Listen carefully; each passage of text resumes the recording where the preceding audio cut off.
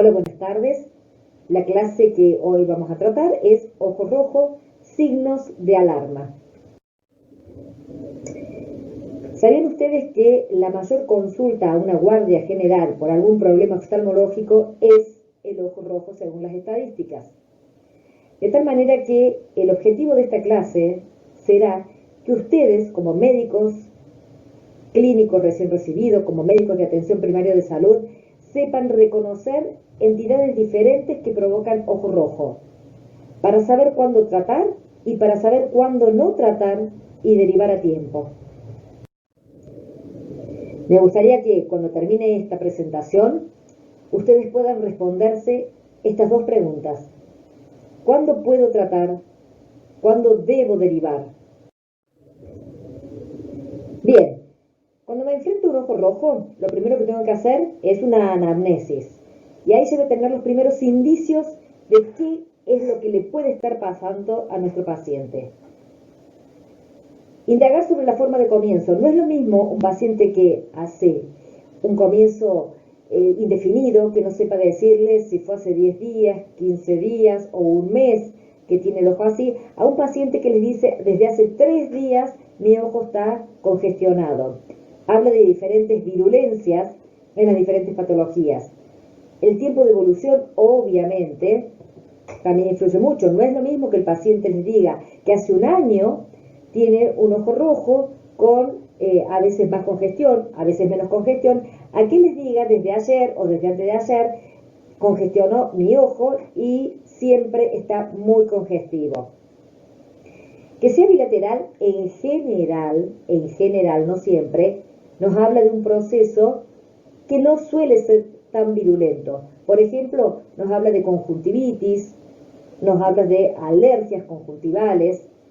No siempre es así, en términos generales estoy diciendo. Y por supuesto saber qué enfermedades preexistentes tienen, porque, como vamos a ver más adelante, muchas enfermedades sistémicas se asocian a ojo rojo. Cuando estoy frente a un ojo rojo, luego de hacer la anamnesis, me concentro en los síntomas que tiene el paciente. Y acá yo adrede he puesto los dos primeros en rojo y subrayados, y los otros con menos trascendencia en color azul. Los síntomas más importantes que deben indagar son acerca del dolor y de la disminución de la agudeza visual. Cuando indaguen sobre el dolor, hagan semiografía de este síntoma, es decir, preguntar duele, sí o no, no sirve de mucho. Lo que tienen que hacer es preguntar y tratar de ver si realmente el dolor existe. Por ejemplo, ¿ha podido dormir? ¿Ha tenido que tomar algo para que calme este dolor? La disminución de agudeza visual, como lo vieron en los prácticos anteriores, puede ser tomada por cualquier médico sin necesidad de tener carteles de especialistas. Eso va a hacer también sospechar de ciertas patologías. En tercer lugar, le puse visión de halos y lo he subrayado porque cuando aparece la visión esta de halos alrededor de las luces es bastante patognomónico de edema de córnea. Y en un ojo rojo con gran edema de córnea, uno siempre debiera pensar en que tiene un proceso que nos debe alarmar, tal como un glaucoma agudo. Los otros síntomas como prurito, sensación de cuerpo extraño, epíforos, secreciones, en realidad acá cobran un interés muchísimo menor, ya que pueden acompañar a procesos banales. Bien, en términos generales, cuando se enfrenten a un paciente con ojo rojo, cuando indaguen de los síntomas, háganse este esquema mental. Si hay dolor y hay disminución de agudeza visual, si hay, vamos a tratar acá de marcarlo, si hay dolor y disminución de agudeza visual, casi con seguridad que estamos frente a un ojo que tiene que ser derivado, es decir, frente a un paciente que tiene un cuadro de ojo rojo que no es banal. Si no existe la disminución de agudeza visual, ni existe dolor, pero sí prurito, sensación de cuerpo extraño, secreciones, etc., en general sí se va a poder tratar.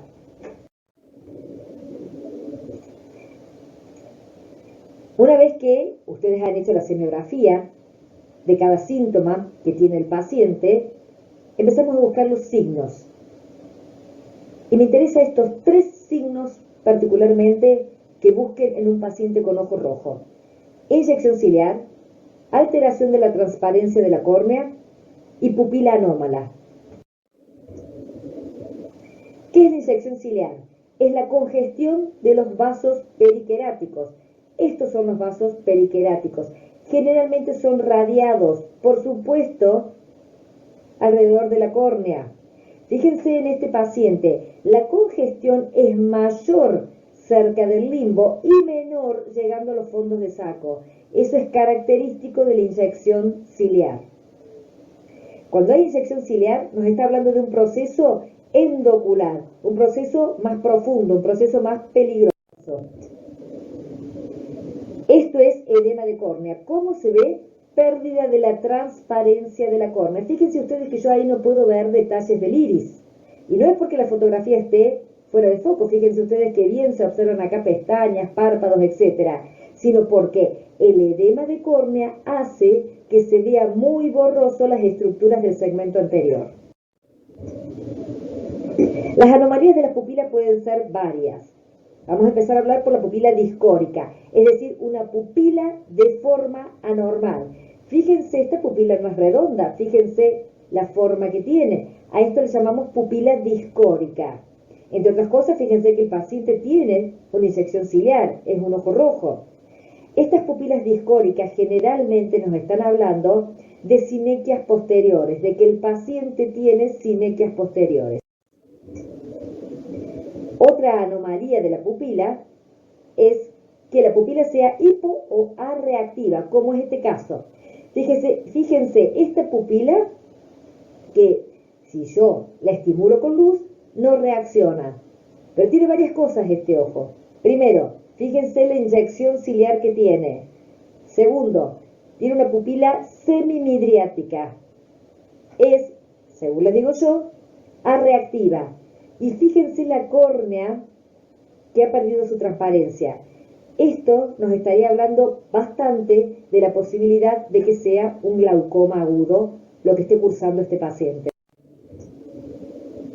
Bien, una vez que buscamos esos signos, vamos a empezar a buscar en nuestra mente qué patologías pueden llevarnos a un ojo rojo, doloroso, con pérdida de agudeza visual, y que tiene los signos de inyección ciliar, pérdida de transparencia de la córnea y pupila anómala. ¿Cuáles son las patologías que me pueden llevar a esto? Y básicamente en mi esquema mental tengo que pensar en estas patologías, en estos 4 grupos de patologías. En las queratitis, glaucoma agudo, en las uveitis anteriores o bien en las escleritis. ¿Qué son las queratitis? En términos generales son inflamación de córneas. Generalmente son por procesos infecciosos, pero también pueden ser por procesos traumáticos. Típicamente, esta es una queratitis por cuerpo extraño, traumática, obviamente. Este cuerpo extraño es metálico. Y fíjense ustedes que acá hay pérdida de transparencia de la córnea. Si pudiésemos ver más hacia acá, seguramente hay una inyección ciliar. Si este edema tapa o involucra el eje visual, va a haber disminución de agudeza visual. Esta es otra queratitis, traumática también, en donde se ha hecho una úlcera, y fíjense ustedes cómo tiñe con fluoresceína y cómo la puedo ver yo a través de un filtro azul. Este paciente va a estar muy dolorido, va a tener un ojo rojo y obviamente este proceso va a implicar una pérdida o una disminución de agudeza visual. Las queratitis infecciosas, ya hablamos de las traumáticas, las infecciosas en general pueden ser por bacterias, hongos, amebas o virus. Esta es una queratitis bacteriana. Fíjense ustedes, de nuevo, ojo rojo, doloroso. Me fijo en la córnea, buscando signos. La córnea tiene pérdida de la transparencia en este sector con infiltrados. Fíjense, este paciente el hipopion ya que ha desarrollado. Los bordes son generalmente más netos en las queratitis bacterianas. Esta es otra queratitis en donde empieza a haber bordes un poco menos netos, y esto es bastante característico de las queratitis micóticas. También puedo encontrar hipopion y ojo rojo, obviamente doloroso, y obviamente la disminución de la agudeza visual va a estar presente. Esta es una queratitis por ameba o por acantoamebas. Típicamente se da, o es más frecuente, en los usuarios de lentes de contacto que no higienizan demasiado sus líquidos para los lentes, para la conservación de los lentes de contacto. Fíjense ustedes la pérdida de la transparencia en la córnea. Esta característicamente involucra en forma perilímbica, ¿sí?, a la córnea. Pero lo que me interesa como médico de atención primaria, fíjense ustedes la pérdida de la transparencia corneal. Obviamente va a haber disminución de agudeza visual. Y esta es una queratitis vírica. Típicamente, esta es una queratitis dendrítica que produce el herpes. Fíjense ustedes las ramificaciones, por eso se les llama dendrítica, que se tiñen perfectamente con fluoresceína. Bien, esto es lo que yo les decía, una escleritis. Es una inflamación de la esclera. Fíjense ustedes que hay inyección ciliar, pero realmente hay una inyección de todos los vasos epiesclerales y esclerales. Si yo pusiese una gotita de fenilefrina, los vasos de la conjuntiva hacen una vasoconstricción, pero no estos vasos seguirían ingurgitados. ¿Qué procesos pueden darme esa escleritis? Generalmente esta escleritis y esta que les presento, que es sumamente marcada, fíjense ustedes, eso que están viendo ustedes allí es uvea, porque ha habido una escleritis que generó necrosis de la esclera, y lo que estamos viendo por adelgazamiento de la esclera es uvea. Estos procesos en general se acompañan a enfermedades inmunológicas tales como la artritis reumatoidea. Otra entidad, glaucoma agudo. De glaucoma agudo, dos palabras vamos a hablar porque van a tener una clase especial para desarrollar glaucoma agudo. Solamente que se va a presentar como ojo rojo muy doloroso, con disminución de agudeza visual, y como características van a tener una cámara anterior muy baja. Fíjense, el espacio entre la córnea, que es esto, y el iris, que es esto, es la cámara anterior, por cierto. Fíjense qué poco espacio hay entre córnea e iris. Esta diapositiva sirve para mostrarles cómo está la córnea en un glaucoma agudo. Fíjense ustedes acá cómo perdió la transparencia esa córnea, no deja ver detalles del iris. Y pierde la transparencia porque tiene edema. El edema se presenta por la alta presión que tiene ese ojito, entonces las células endoteliales son incapaces de deshidratarla a la córnea con semejantes presiones. Por otro lado, fíjense, la pupila está en una midriasis media que le decimos paralítica. ¿Por qué? Porque si ustedes tratan de estimular esa pupila, no se va a contraer, no van a tener reflejo posible, sino que está en una midriasis paralítica. Las uveitis anteriores se detallarán en una clase especial para ellas debido a lo extenso del tema, pero siempre tenerlo en cuenta en un ojo rojo doloroso con pérdida de agudeza visual. Entonces, para redondear, si yo tengo un ojo rojo, tengo que recordar los signos de alarma, síntomas y signos de alarma. Y si los encuentro, en mi cabeza tiene que venir enseguida las diferentes etiologías que puedo encontrar. Vamos a repetir: queratitis, glaucoma agudo, uveitis anterior y escleritis.